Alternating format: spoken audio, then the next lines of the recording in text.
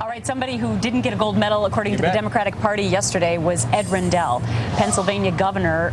He basically called the media out yesterday. He was at this forum where he was supposed to give closing remarks. He turned it around and said, guess what?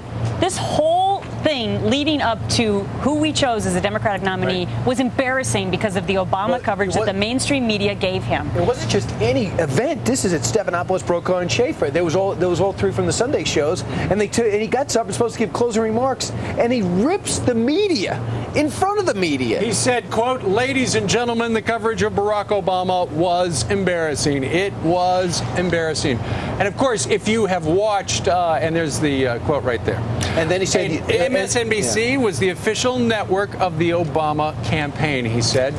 And we've said, because we've kind of observed the same thing as we've gotten thrills up our leg, was that NBC stands for nothing, the National Barack Channel, because you watch their shows and they were clearly, in fact, Terry McAuliffe said, mainstream media, 90% of it, in the tank for Barack Obama. Well, but on that channel, that particular channel, overwhelmingly in Barack's corner. The reason that Rendell would be so upset about this was he was a staunch Hillary supporter, and he felt that she did not get a fair shake other than when she was on Fox and Friends. Listen to what he said about Fox.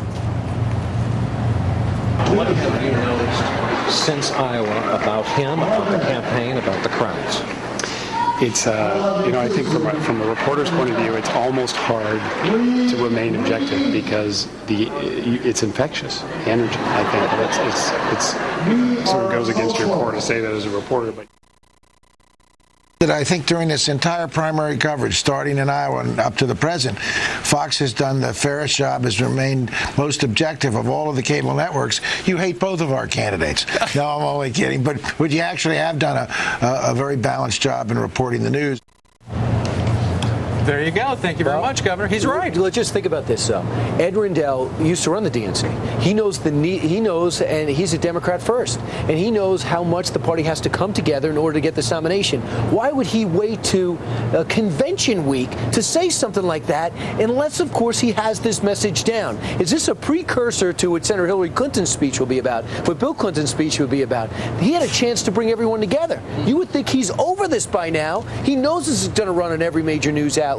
Sure. Why would he do something that's going to hurt his party by bringing that up? Well, I don't know if it was planned or not.